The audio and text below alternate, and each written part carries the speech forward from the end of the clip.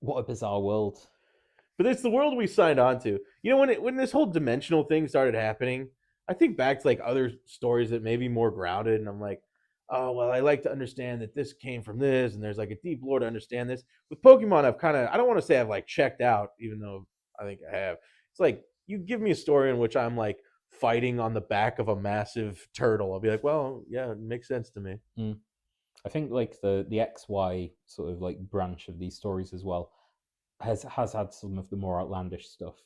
Like that's where we got, like we keep talking about, but that's where we got the Ghost Girls story from. Right. It's where we've got this line of legendaries that seems to be based on Norse mythology.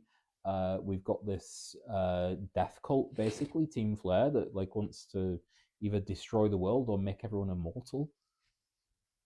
That stretches back to ancient wars. We've got like a 3,000-year-old man walking around who has gigantism, who is like running a hotel for some reason, and just loads of bizarre story elements. And I think like some of the more recent stories, if you look outside of like because we've always had weird Pokedex entries, but if you look outside of that, like some of the stories have been a bit more straightforward recently.